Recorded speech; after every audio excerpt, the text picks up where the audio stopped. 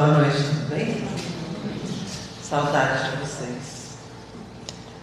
É que teve bastante gente fazendo palestra aqui no centro, isso é muito bom, né? Todo aprendizado, todo ensinamento é maravilhoso. Mas se a gente começar, eu vou conversar com vocês uns 2 minutinhos só. Por que eu quis fazer essa palestra para falar sobre laços de família? Se existe herança espiritual ou uma hereditariedade espiritual. Por 2 motivos.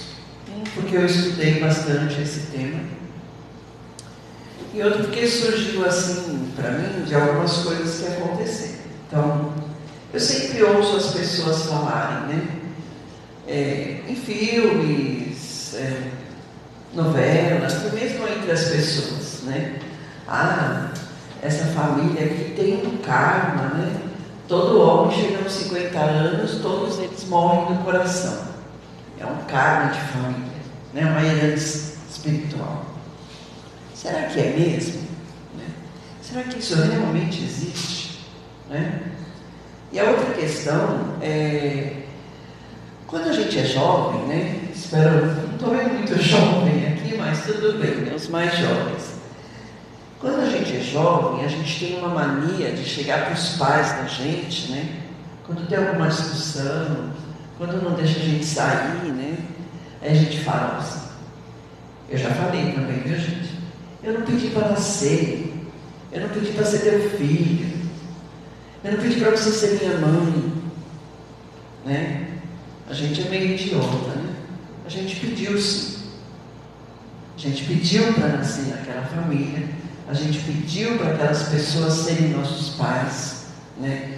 E eles, com muita doação, se predispuseram a ser nossos pais, a irem na frente, né? A virem na frente para cá e se falar, vou esperar para você ser meu filho, né? Para te ajudar na sua jornada. Então, por causa de tudo isso daí, né? Para que muitos jovens que escutarem, né, ou assistirem essa palestra, entendam que os laços de família são muito maiores do que a gente imagina. Tá? Tudo bem? Então vamos lá. O livro Consolador, escrito, psicografado por Chico Xavier, né, ditado por Emmanuel, foi escrito em 1941, há 80 anos atrás. E aí você fica pensando assim, né?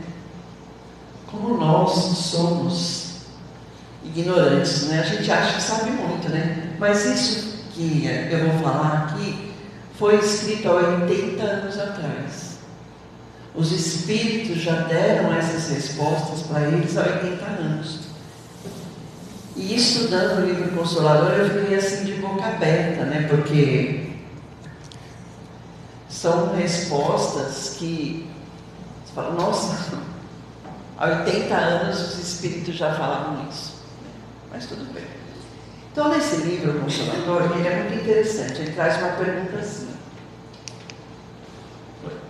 A denominada árvore genealógica da Terra, aqui dos seres humanos, ela tem uma significação idêntica no plano espiritual? Essa árvore genealógica aqui da Terra, né? Essa constituição familiar, tem a mesma significação lá no plano espiritual? Foi uma pergunta feita. Daí eles respondem assim, na esfera espiritual, é lógico, né, que persiste esse esforço de se conservar, né, de se dilatar esses afetos familiares. Existe esse esforço para que isso aconteça, para que se conserve, para que se dilate esses afetos, esses laços familiares. Por que isso acontece? Primeiro, porque esses seres espirituais precisam juntos cumprir esses trabalhos regeneradores aqui na Terra. Independente da posição que nós ocupamos numa reencarnação, porque hoje eu posso ser filha da minha mãe, mas numa próxima eu posso ser a mãe da minha mãe, né? Então, independente da posição que a gente ocupa, todos esses seres espirituais se encontram na mesma família, primeiro para cumprir esses trabalhos regeneradores na Terra, e depois para transformar paixões, sentimentos efêmeros, ilegítimos, sentimentos da Terra, em vínculos sagrados espirituais. Porque a nossa ligação espiritual é muito maior do que o laço sanguíneo da Terra. Por isso que muitas vezes, quando nós reencarnamos, nós temos uma outra posição no núcleo familiar da que era numa outra encarnação. Mas esses laços são conservados, mas são dilatados. Eles se ampliam, né? Porque senão a gente vai nascer sempre no mesmo círculo. E esse círculo sempre ele é ampliado. Ok? Então, dessa forma, o que o livro Consolador trouxe? Então, ele diz assim, ó, a árvore genealógica da Terra, ela não se transporta para o plano invisível. Mesmo porque, suponhamos que você perdeu seus pais quando você estava com 20 anos de idade. E aí você desencarna com 70. Você acha que você vai chegar lá e vai encontrar seu pai, sua mãe, todo mundo te esperando? Não. Provavelmente ele já reencarnava e às vezes virou até seu neto, né? Então, a árvore genealógica daqui, ela não se transporta para o plano espiritual. Porque, na verdade, o que interessa lá são os laços de amor verdadeiro, né? Então, o que diz aqui? Os vínculos de sangue são substituídos por esses sentimentos de amor sublime, que é o que mais importa para o plano espiritual, tá? E por que a gente renasce na mesma família? Porque é pelas experiências e pelas lutas que a gente vive com essas pessoas que a gente evolui e que a gente fortifica, reaperta esse laço espiritual, certo? Por isso que a gente renasce nessa família, ok? Então, o que isso quer dizer? Isso quer dizer que nem sempre a genética física da Terra está submetida apenas às leis materiais. Nem sempre. Que complicado, gente. Não é muito complicado. Existe a genética física da Terra, ciência.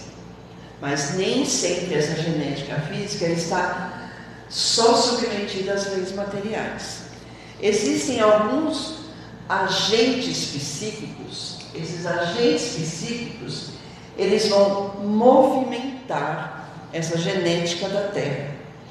Então, a ciência da Terra não consegue explicar, porque esses agentes psíquicos aí, eles são movimentados pelos mensageiros do plano espiritual. E por que eles fazem isso? Porque depende da missão do espírito. Por exemplo, a genética pode explicar pais completamente perfeitos que têm um filho com surdez, que nasce surdo. Não é genética? Não é ciência? Não é 1 mais 1 igual a 2? Por que pais perfeitos têm um filho com surdez? Certo? Então, esses agentes psíquicos, eles movimentam esses agentes, os mensageiros movimentam porque, dependendo da missão do espírito, ele vai reencarnar naquela família, seus pais vão receber, olha, pode vir tranquilo, você vai precisar passar por essa aprovação, então nós vamos te receber, nós vamos te ajudar. Por isso que a gente nasce com esses laços de amor sublime, tá? Então, por isso, existem alguns acontecimentos que os geneticistas não conseguem explicar. Eles se deparam com algumas incógnitas, algumas dúvidas, eles não conseguem entender. E aí tiram o geneticista da Terra do seu centro de conclusões óbvias. 2 pais loiros de olhos verdes vão ter filhos loiros de olhos verdes. Será? Eu sou loira de olho verde e meu ex-marido era loira de olho azul. Eu tenho uma filha de olho azul e a outra tem olho preto da cor de jabuticaba. Quem explica? Não é filho do padeiro, é filha do meu pai. Quem explica essa genética? São esses movimentos do plano espiritual que acontecem para que esse espírito possa passar por uma provação, né? E aí a genética da Terra não consegue explicar isso daí. Vamos pegar alguns exemplos, vamos pegar outros exemplos, vamos lá. Por exemplo, a genética da Terra não consegue explicar a semelhança física de uma criança com seus pais adotivos. Eu já conheci várias pessoas assim. Quando eu era jovem, que eu estava na faculdade, eu trabalhei numa escolinha infantil lá em Guarulhos, né, que eu sou de São Paulo, morei em Guarulhos também. E a dona da escolinha era minha professora. E o filho da dona da escolinha ia para a escolinha. Eu só fui saber que o menino era adotado depois de 2 anos trabalhando lá. O menino era a cara dos dois. Era, até andava igual. Era muito parecido. Então a genética não consegue explicar isso daí. Nem porque eu tenho uma filha de olho azul e outra de olho preto. E nem meu ex-marido temos olhos escuros. Então são movimentos do plano espiritual, são agentes psíquicos movimentados pelo plano espiritual. Porque depende do quê? Da missão do espírito, né? A genética não explica, por exemplo, a compatibilidade sanguínea entre doadores desconhecidos. Às vezes o filho lá vai para uma cirurgia e precisa de um rim. O pai faz exame, a mãe faz exame, o irmão faz exame, todo mundo faz, ninguém é compatível. Aí vem um cara que ninguém conhece, é compatível. Ué, quem vai explicar isso daí? Né? Essa compatibilidade de alguém. Ou então, um tio de 3º grau que mora lá na Bahia, vou fazer exame. Aí é compatível. Não dá para explicar, né? Essas ligações. A genética não explica, por exemplo, pais perfeitos que têm filhos com deficiências genéticas, como eu disse, né? Por exemplo, caso de nanismo.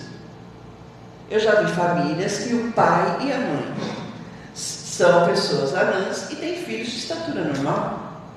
Ué, não é genética? Não é ciência? 1 mais 1 é 2?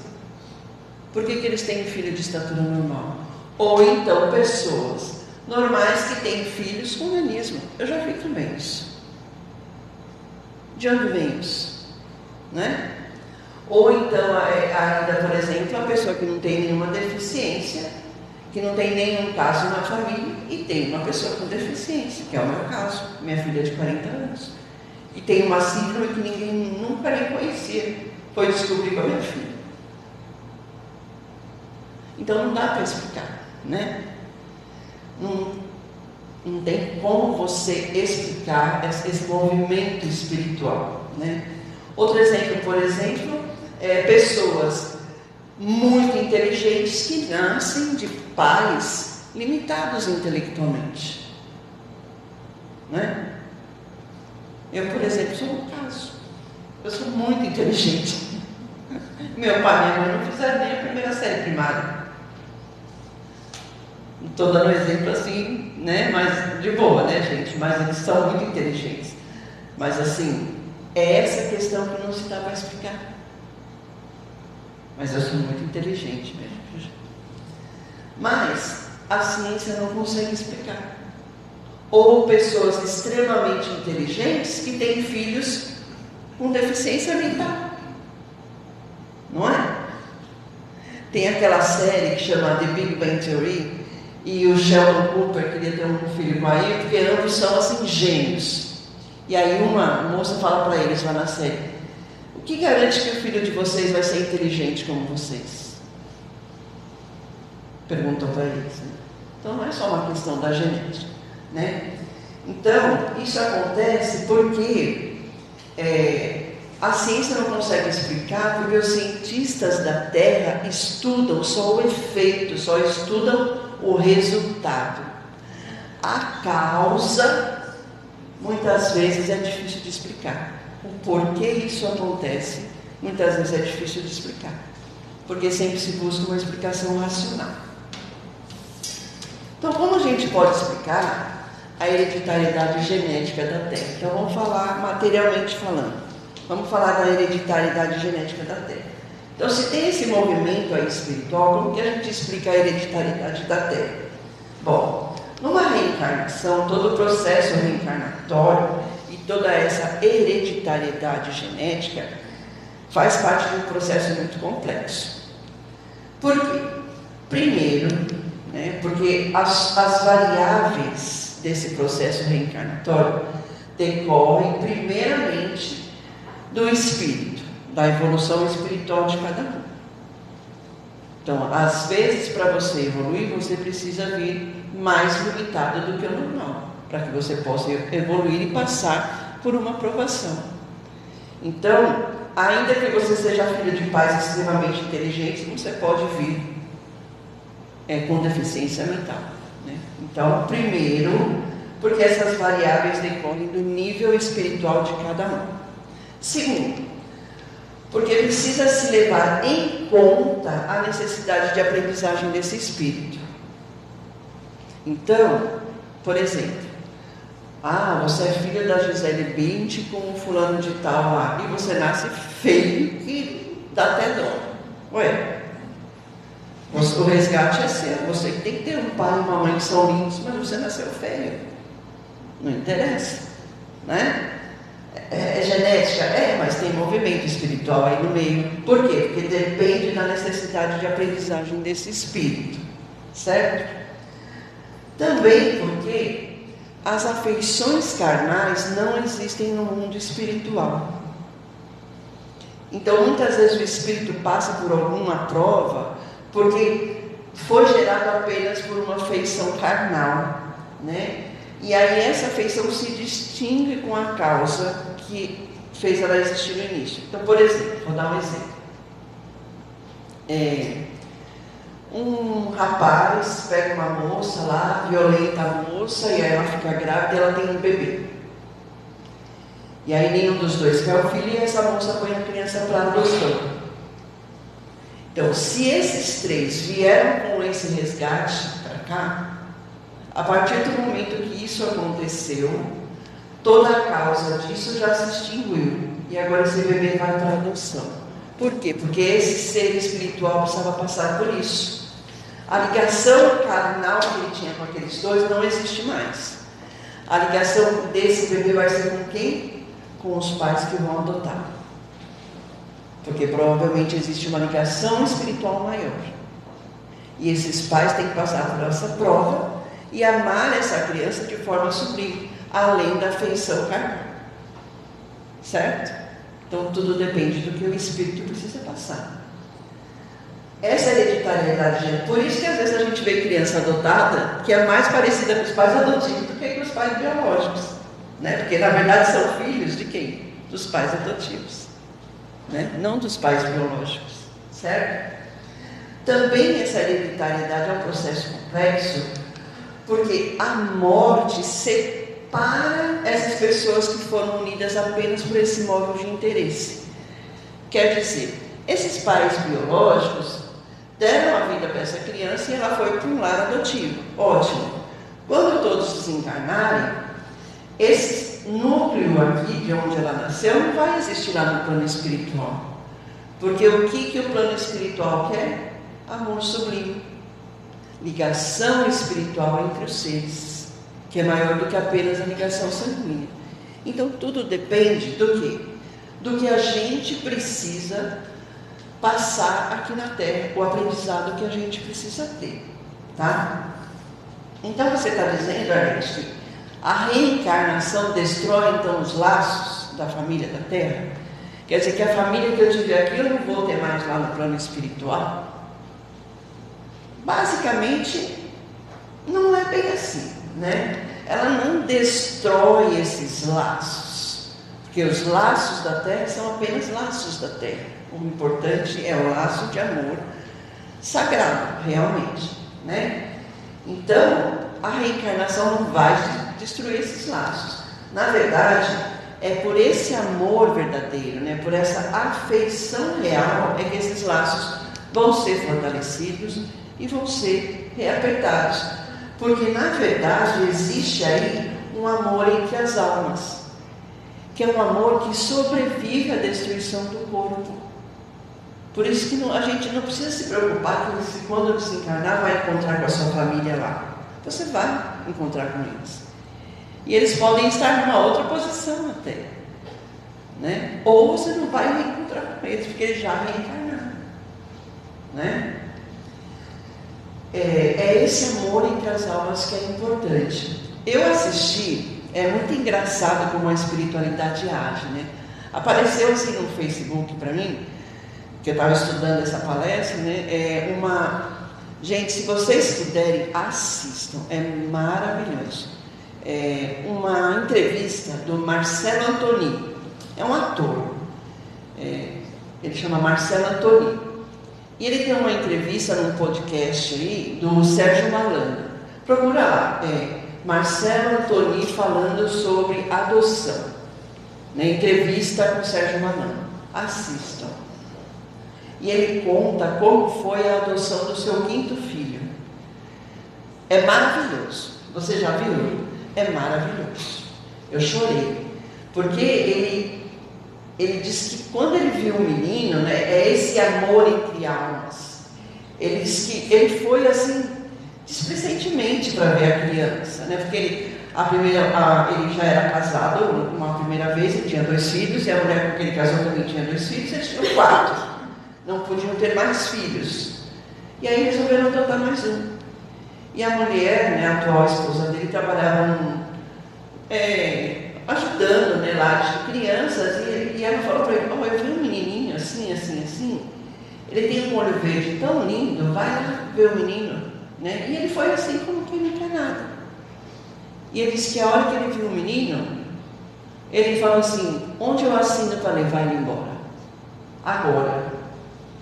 E o menino é um menino mulato, mas de olhos verdes, igualzinho o olho do Marcelo Antoni. Ele falou assim que nunca mais eles se separaram, acho que já faz uns 15 anos que ele adotou esse menino. Mas assistam, procurem e assistam, porque a história que ele conta é comovente. Então é esse amor entre as almas que sobrevive ao corpo. É aí que você encontra a sua verdadeira família, como ele encontrou esse menino, e esse menino encontrou o Marcelo Antoni. Como muitas adoções acontecem também, né? Então, por isso que nessa questão, né, dos laços de família, os espíritos, né, formam lá no plano espiritual grupos familiares, né, para que eles se sintam ligados afetivamente, né, que tenham as mesmas inclinações espirituais. Se tem algum zero à esquerda na família, é resgate. Ajuda para subir logo, que é melhor, né? Agora, quando todos ali buscam também, né, se reunir para trabalhar junto, para um auxiliar o outro, para caminhar, para evoluir, a afeição aí é uma afeição além da carne, além da matéria, né? Então, por isso que os espíritos procuram se reunir lá primeiro e depois aqui. Primeiro, para estar junto de pessoas que têm as suas mesmas inclinações. Segundo, para trabalhar em conjunto, para todos evoluírem nesse processo reencarnatório. Porque a reencarnação não é só para um, é para todos, né? E também porque ele procura encontrar esses mesmos objetos da sua afeição. Quando a gente vai numa festa, a gente não quer ir com amigos? Alguém quer ir com um inimigo para a festa? Não, né? Você não quer ir com uma festa com seus amigos? Se você vai reencarnar, você não quer reencarnar com pessoas de quem você goste, em quem você confia, com quem você pode contar? Então, a reencarnação não destrói os laços afetivos da Terra. Na verdade, ela tenta reforçar esses laços para que todos reencarnem juntos, para que todos consigam trabalhar juntos, ainda que estejam em diferentes títulos, em diferentes posições, em várias reencarnações. Hoje eu sou mãe, amanhã eu posso ser filha, né? Hoje eu sou esposa, amanhã eu posso ser irmã. Por isso que a gente, né, acaba reencarnando na mesma família e esses laços não são destruídos, né? Então, por que então eu reencarno nessa mesma família, nesse mesmo ciclo? Eu preciso vir então nessa família, nesse ciclo? Você reencarna porque você sabe que nós sabemos, né, que quando a gente reencarna, a gente tem o esquecimento, certo? Será que não sente medo? Vocês assistiram esse filme O Nosso Lar 2? Vocês foram assistir? E tem um momento que os 3 amigos vão reencarnar, daí eles perguntam assim para o mentor, né? Um deles pergunta assim: eu estou meio ansioso, né? Estou preocupado, por favor me fala, reencarnar dói? Ele pergunta, né? Aí o mentor fala para ele: dói muito mais do que morrer na Terra. Porque imagina, se você estiver lá no nosso lar, vivendo lá no nosso lar, no bem bom, e aí você vai ter que reencarnar, você vai para a Terra, você vai esquecer tudo e vai começar do nada. Não dá um desespero? Eu não ia querer, eu ia querer ficar lá. Então, primeiro, a gente tenta renascer na mesma família por causa desse esquecimento que a gente tem do passado. Então, a gente precisa ter pessoas que tenham laços afetivos com a gente. Então, o espírito vai buscar o que ao reencarnar? Primeiro, ter como pais pessoas amigas. Lógico, né? Agora, e esses pais que de repente jogam os filhos aí no lixo, né? É porque a ligação era apenas carnal. Existia um propósito ali, e essa criança vai para a adoção, ou alguém vai ajudar. Então, o propósito daquela união ali, daqueles pais, era só colocar a criança no mundo. Né? Os pais verdadeiros eram outros. Então, o espírito vai reencarnar. O que ele busca? Primeiro, ter como pais pessoas amigas, lógico. Ter perto dele também pessoas em quem ele pode confiar. Tá bom, então vocês vão na frente, vocês vão me esperar lá? Pode vir que a gente vai te esperar para você ser nosso filho. E a gente vai te apoiar na sua reencarnação.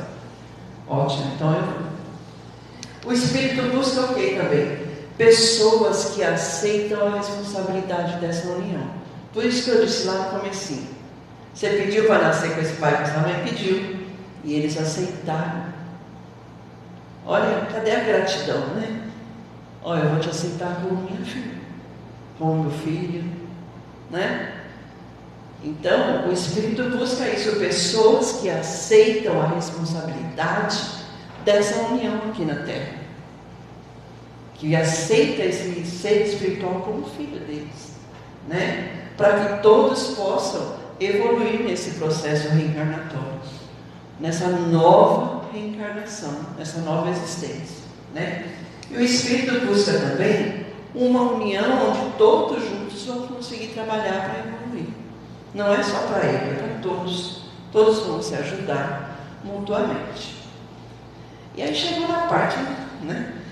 Mas então, olha, existe ou não herança espiritual? Eu vou herdar dos meus pais o resgate deles, né? Então a pergunta é: um espírito pode herdar débitos ou resgates de uma família? Só porque ele pertence àquela família? A gente sabe que não. Por exemplo, uma família vai viajar, tem 5 no carro, acontece um acidente, todos morrem, sobra um. Ué, não é uma família? O resgate não é familiar? Não tinha que morrer também? Não. Cada um tem o seu próprio resgate. Talvez o resgate desse espírito que sobrou, que sobreviveu, era ficar sozinho aqui e passar por essa provação, estar sem a família. Não é um caso para a gente pensar, né? Então, ele vai herdar esses débitos. No capítulo 4 lá do Céu e do Inferno, eles citam uma pergunta, né? O livro de Ezequiel, lá, eles fazem uma pergunta para Deus. Diz assim lá: perguntaram para Deus: os pais comeram uvas verdes, e os dentes dos seus filhos se irritarão com elas? Eu acho que Deus fez assim, né? Quem comeu uva verde? O pai? Foi ele que errou? Foi ele que pecou? Então por que o filho vai pagar pelo erro do pai? Não dá, né?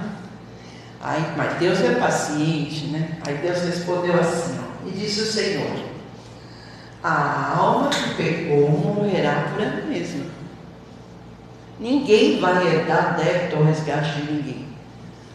Eu sou dessa família, eu vou sofrer mesmo o tempo todo, a minha família está sempre... Não, você está sofrendo porque foi você que errou. Não é porque você está nessa família, né? Aí ele fala assim, se me pergunta, né? Deus falou, se você me pergunta, por que o filho não carrega a iniquidade de seu pai? Por que o filho não paga pelo erro do seu pai? Aí Deus falou assim, é porque o filho tem agido sempre com equidade, né? Com bondade, com benevolência e justiça, e tem guardado meus preceitos e tem praticado. Só isso. Cada um responde por suas ações, né, gente? Por isso que a gente vê aí, né, pais que são terríveis e cada criança que é bondosa. Ou vê, por exemplo, pais que são bondosos que têm filhos marginais. Existe isso daí também, né? Então Deus diz, um não carregará a maldade do outro, nem o pai do filho, nem o filho do pai. Então não existe herança espiritual. Ninguém vai herdar débito ou resgate de ninguém, tá? E o karma? O karma não é herança espiritual? Todo mundo já ouviu falar de karma, né? Então a gente vai falar só um pouquinho sobre karma. O que é o karma? O karma surgiu em religiões mais antigas, como o budismo, o hinduísmo, que vieram até antes do cristianismo. Então, no início, o karma foi adotado mais tarde pelo espiritismo. O karma era designado como sendo assim, força ou movimento. É uma força ou um movimento, tá? Lá do universo e tal. Beleza, isso é karma. Tá. A literatura espiritualista mais contemporânea designou esse termo de outra forma. Disse assim, ó, karma é lei ou ordem. E aí, eu peguei tudo, juntei e trouxe uma definição para karma, que eu achei super legal, espero que vocês concordem. O que seria o karma? Karma é a força ou movimento que estabelece a lei ou a ordem. Isso é karma.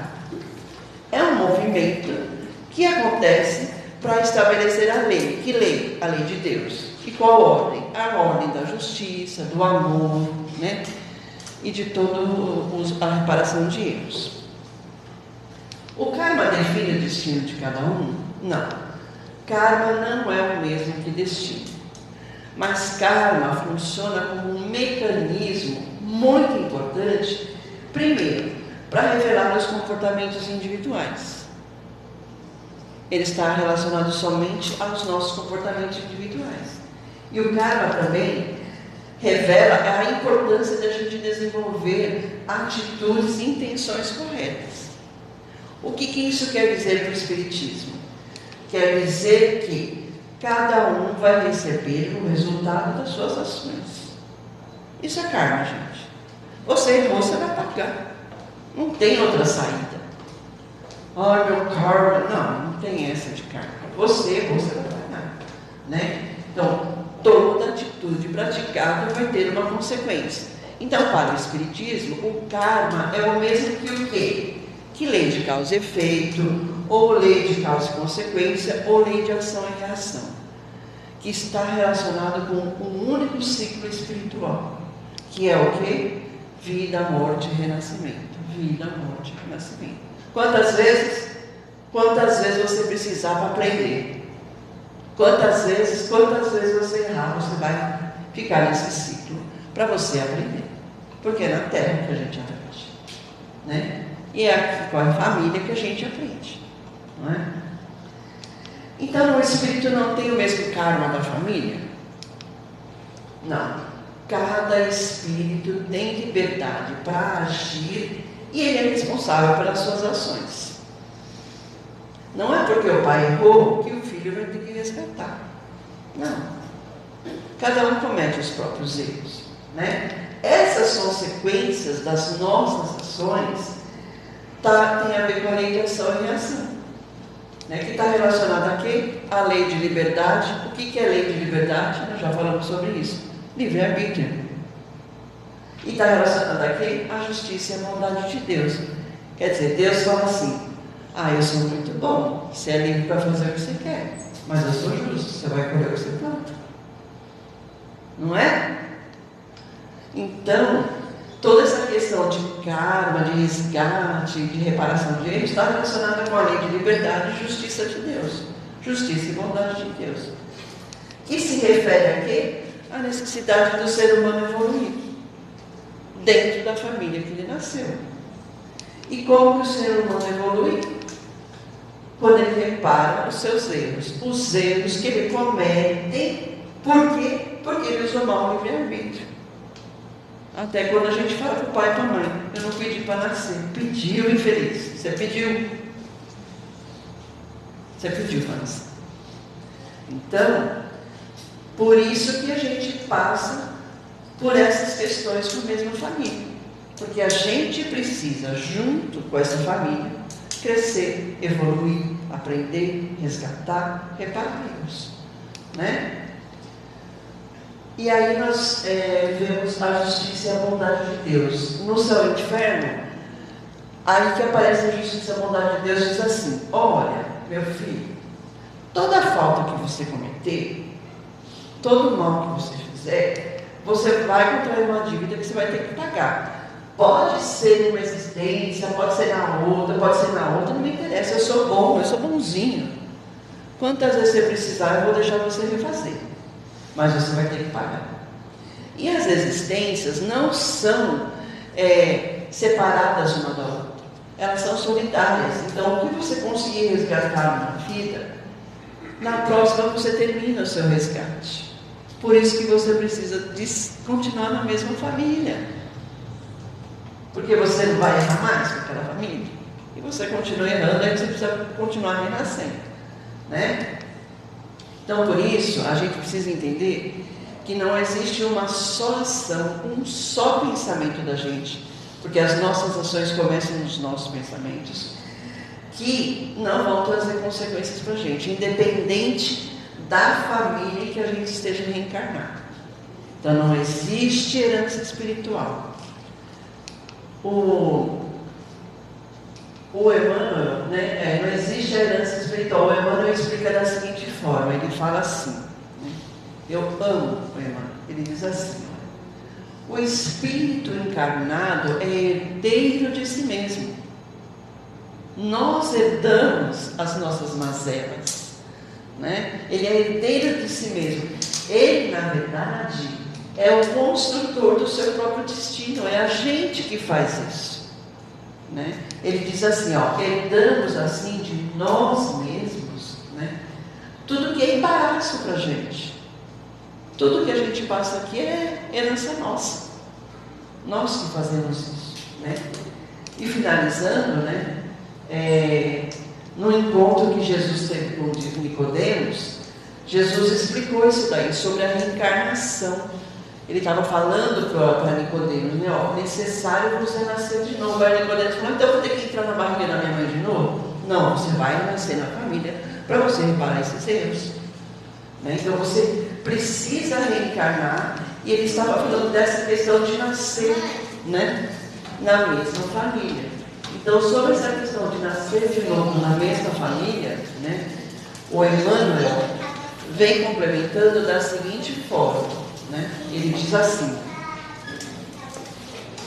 ele traz algo bem interessante. Aí, eu vou ler o que o Emmanuel colocou, só que depois eu vou resumir a minha palestra numa única frase, tá?